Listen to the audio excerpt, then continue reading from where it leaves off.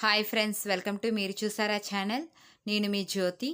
ఈరోజు అరటి పువ్వుతో చిప్స్ని ఎలా తయారు చేసుకోవాలో నేను మీకు ఈ వీడియోలో చూపిస్తానండి. ఇవి సాంబార్లోకి కానీ లేదా ఈవినింగ్ స్నాక్స్ కింద కానీ తినడానికి చాలా రుచిగా ఉంటాయండి. క్రిస్పీగా ఉంటాయి. ముందుగా ఒక గిన్నెలోని అరటి పువ్వులను ఒలిచి పెట్టుకోవాలండి. ఇలా ఒలుచుకున్న వాటిని చేదు లేకుండా చేసుకోవాలి. ముందు మనం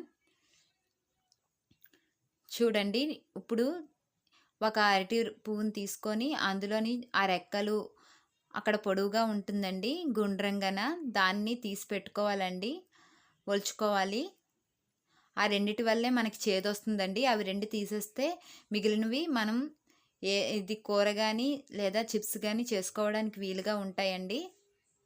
ఇలా మొత్తం అన్నింటినీ ఒక్కొక్కటిగా ఒలుచుకోవాలండి. ఒలుచుకుంటే అలా పొడవుగా ఉన్నవి ఆ రెక్కల్ని తీసి పడేస్తే మనకి ఎటువంటి చేదు ఉండదు. చూసారు కదా, ఇలా తీసుకున్నానండి. ఇవన్నీ ఒలిచేసినవండి. వీటితో ఇప్పుడు మనం చిప్స్ని తయారు చేద్దాం.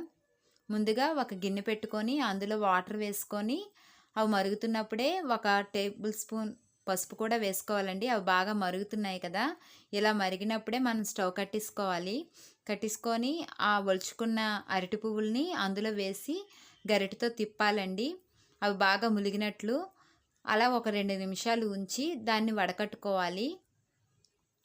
అప్పుడు వేరే గిన్నెలో కాస్త ఉప్పు వేసి చల్లనీళ్ళలో ఆ అరటి పువ్వును మరొకసారి మనం కడగాలండి. ఎందుకంటే అది జిగురుగా ఉంటుంది, అంటుకుంటుంది. ఆ జిగురుతనం పోతుందండి ఇలా కడగడం వల్ల. వాటిని కూడా నీరు లేకుండా వార్చుకోవాలి. ఇప్పుడు ఒక గిన్నెలోని 2 టేబుల్ స్పూన్లు మైదా వేస్తున్నానండి. 3 టేబుల్ స్పూన్ కార్న్ఫ్లోర్ కూడా వేసుకోవాలి. 1 టేబుల్ స్పూన్ అల్లం వెల్లుల్లి పేస్ట్ వేసుకోవాలి. ఇది ఇంట్లో తయారు చేసింది. దీనిలోనే 1 టేబుల్ స్పూన్ పసుపు కూడా వేసుకోవాలి. 1 టేబుల్ స్పూన్ బియ్యం పిండి కూడా వేసుకోవాలండి. 1 టేబుల్ స్పూన్ కారం, తగినంత ఉప్పు కూడా వేసుకోవాలి. వీటన్నిటిని మిశ్రమం మొత్తం కలుపుకోవాలండి. వాటర్ ఇప్పుడు వేయకుండా ఓన్లీ పౌడర్లా కలుపుకోవాలండి. చూసారు కదా, ఇలా పౌడర్లా కలుపుకోవాలి. ఇప్పుడు దీన్ని ఇందాకలో మనం కడిగి పెట్టుకున్న అరటిపువ్వు ఉంది కదండి, దానిలో వేసి ఆ అరటిపువ్వు మొత్తం ఆ పౌడరు కలిసేలా కలుపుకోవాలండి.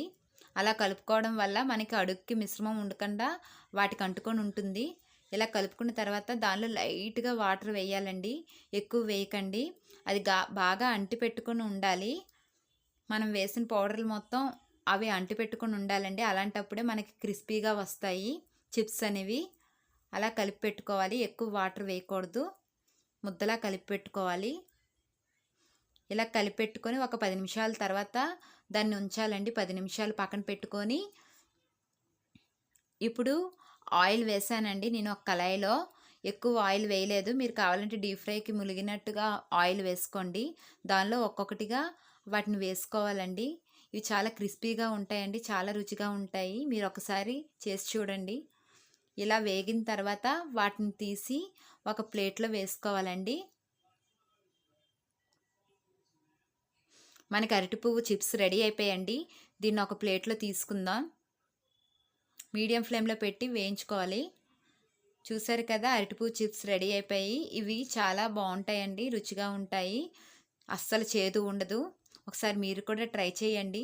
ఈ వీడియో మీకు నచ్చినట్లయితే లైక్ చేయండి, సబ్స్క్రైబ్ చేయండి, పక్కనే ఉన్న గంట సింబల్ని ప్రెస్ చేయండి, ఆల్ బటన్ కూడా క్లిక్ చేయండి.